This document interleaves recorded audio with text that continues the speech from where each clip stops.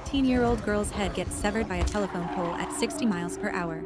Her brother drives home in complete silence, parks in the driveway, and goes to bed, leaving her decapitated body in the back seat for their mother to discover in the morning light. And somehow, that's not even the most disturbing thing that happens in this movie. Hereditary isn't just a horror film. It's a generational nightmare about trauma, grief, mental illness, and the terrifying question, what if the worst parts of your family aren't just passed down through behavior, but through blood, through destiny, through forces you can't even begin to understand? This is the story of the Graham family and how they were doomed long before the movie even started. The movie opens with a funeral. Ellen Lee, the family matriarch, has just died. But this isn't a sad, loving goodbye. The eulogy delivered by her daughter Annie is complicated. Annie stands at the podium and admits she didn't really know her mother. Ellen was secretive, manipulative, had severe mental illness, and their relationship was strained at best. Ellen had dissociative identity disorder, and toward the end, she became obsessed with Annie's youngest child, Charlie. Charlie, remember that name? The Graham family consists of Annie, a miniature artist who creates incredibly detailed dioramas of traumatic scenes. Her husband, Steve, a psychiatrist who tries to keep everything rational and calm. Their teenage son, Peter, a typical high schooler who just wants to be normal.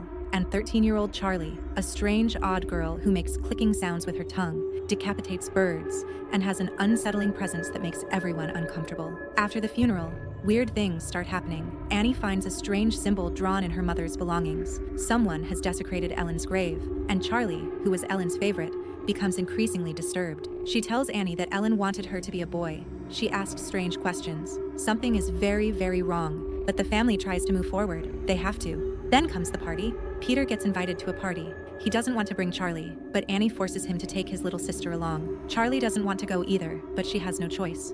At the party, Peter is trying to impress a girl, smoking weed, trying to be cool. Meanwhile, Charlie is alone, uncomfortable, and begins having an allergic reaction after eating cake with nuts in it. Her throat starts closing up. Peter panics. He grabs Charlie, throws her in the back seat, and speeds toward the hospital. Charlie is gasping for air, sticking her head out the window, desperately trying to breathe. Peter swerves to avoid a dead animal in the road, and Charlie's head hits a telephone pole. The sound is sickening. Peter keeps driving, in complete shock, unable to process what just happened. When he finally stops, he doesn't look back. He can't. He knows. He drives home in absolute silence, parks in the driveway, goes to his room, lies in bed. The next morning, Annie goes to the car to check on Charlie. Her scream is inhuman. It's the sound of a mother's soul being ripped apart. The camera stays on Peter's face in his bedroom as he hears his mother discover his sister's decapitated body. This scene isn't just horror, it's trauma rendered in real time. The family disintegrates. Annie can barely look at Peter. She doesn't explicitly blame him, but the weight of her grief is suffocating. Peter is drowning in guilt, becoming a ghost in his own home.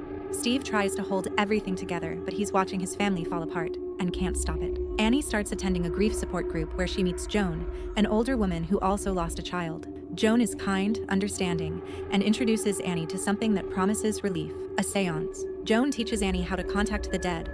At first, Annie is skeptical, but then it works. She makes contact with Charlie. She feels her daughter's presence. For the first time since the accident, Annie feels something other than crushing despair. She brings the seance home. She convinces Steve and Peter to participate. They hold hands around the table, they call out to Charlie, and the house responds. Doors slam, lights flicker. Peter's body begins moving involuntarily. Something is in the house with them, and it's not Charlie. Steve, the rational psychiatrist, demands they stop.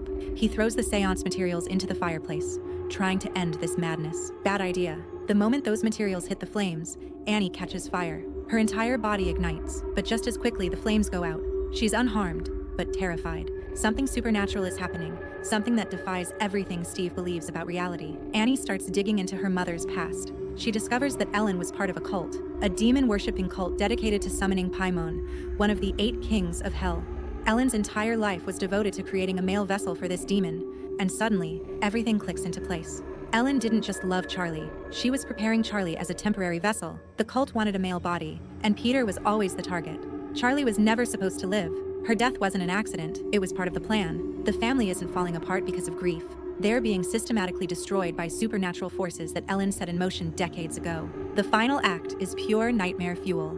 Annie discovers her mother's corpse is missing from the grave. She finds Ellen's headless body in the attic of their home, surrounded by cult symbols and offerings. Peter wakes up to find his mother in the corner of his room, banging her head against the attic door over and over in a grotesque rhythm, completely possessed. Annie is no longer Annie. She's being controlled by forces beyond comprehension. She chases Peter through the house with scissors, trying to decapitate him. She's crawling on the walls and ceiling like an insect, moving in ways that defy human biology. Steve, trying to protect his son, discovers Annie's sketchbook. It's filled with drawings of everyone in the family dying horrible deaths, as if she knew this was always going to happen, as if she was always being controlled. He finds a sketch of himself on fire. He looks down. His body is burning. He combusts into flames and dies screaming.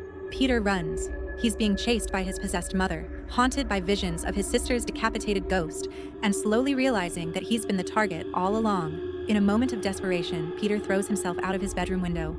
He lands headfirst on the ground, and then he gets up. But it's not Peter anymore. His neck is broken, twisted at an impossible angle, but he's walking. Something else is controlling his body now. Peter's body walks to the treehouse in the yard. Inside, the cult members are waiting, including Joan, who was never a grieving mother at all, but a cult member sent to manipulate Annie. Ellen's headless corpse is there, crowned with a wreath. Charlie's head, preserved and adorned, sits on a mannequin body, and Peter's body kneels before them. Joan places a crown on Peter's head and explains, Paimon, the demon king of hell, has finally received his male vessel. Everything that happened, Ellen's death, Charlie's birth and death, Annie's possession, the family's destruction was orchestrated over generations to achieve this moment. Peter's body smiles, but it's not Peter's smile. I am Paimon, it says. Hail Paimon! Hail Paimon! The cult members bow. The ritual is complete. Roll credits. So what the hell did we just watch? Hereditary isn't really about demons and cults. It's about the inescapable weight of family trauma and mental illness. Think about it. Ellen was mentally ill. Annie inherited that instability. The family history is filled with suicide, depression, and psychosis. Peter is now trapped in a cycle that goes back generations. The genius of Hereditary is that it works on two levels. You can interpret it literally as a supernatural horror story about demonic possession, or you can see it as a metaphor for how trauma, mental illness, and abuse patterns pass from parent to child, generation after generation, until someone breaks the cycle. Except in this family, nobody breaks the cycle. It just keeps consuming them. A film where grief and horror are indistinguishable, where family love becomes a weapon, where the people who should protect you are the source of your destruction. Annie never had a chance.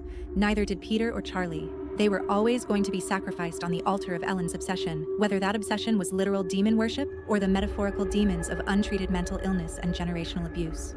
The real horror of Hereditary isn't the decapitation, the possession, or the cult. It's the realization that your family might be the most dangerous thing in your life, and you can't escape what's in your blood.